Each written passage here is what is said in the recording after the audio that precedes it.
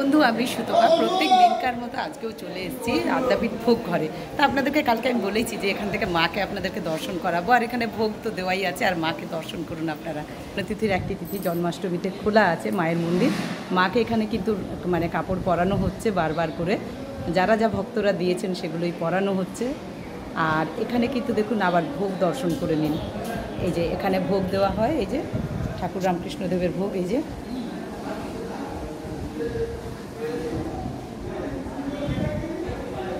এখানে দেখুন এই যে আসন, জল, নুন, লেবু, 5 রকম ভাজা, ডাল, চচ্চড়ি, তরকারি, চোখার ডালনা, আলু পোস্ত, চানা মশলা, চাটনি, পুষ্পান্ন।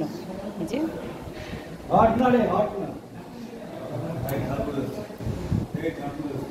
এখানে ভোগ মেশানো হচ্ছে, এইভাবে ভোগ মেশানো হয়। দেখুন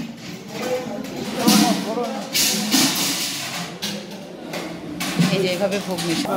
এই এত সুন্দর দৃশ্য আপনাদের সাথে শেয়ার করছি, আপনারা কিন্তু দর্শন করুন। আর মাকে নানা রকমের শাড়ি পরানো হচ্ছে, বারবার খোলা হচ্ছে, করা হচ্ছে। দেখুন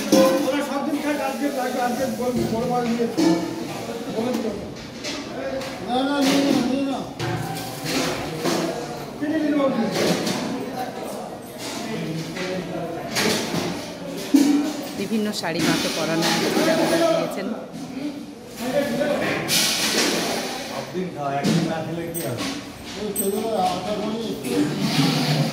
সুন্দর করে শাড়ি পরাচ্ছে।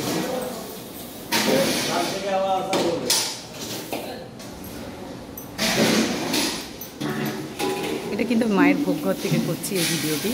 আপনাদের ভালো লাগলে আপনারা অবশ্যই শেয়ার করবেন।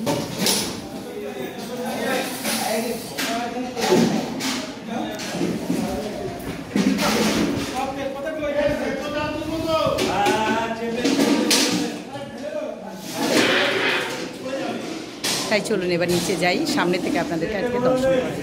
চলুন ওখান থেকে নেমে গেলাম, এবার আপনাদেরকে দেখাই।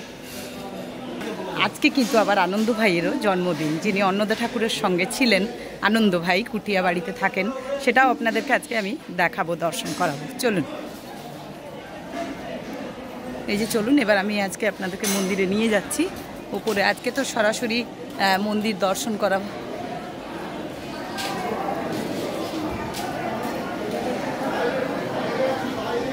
এখান থেকে আপনাদেরকে দর্শন করাবো। চলুন এই যে এখান থেকে আমরা স্তব পাঠ করি প্রত্যেক দিন, আপনাদেরকে বলি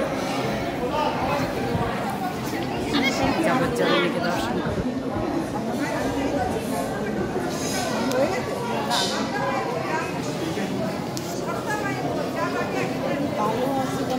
আসলে এখান থেকে সেরকম একটা দেখা যায় না মাকে, আপনাদেরকে দর্শন করাবো। আবার নেক্সট ভিডিও নিয়ে আসছি।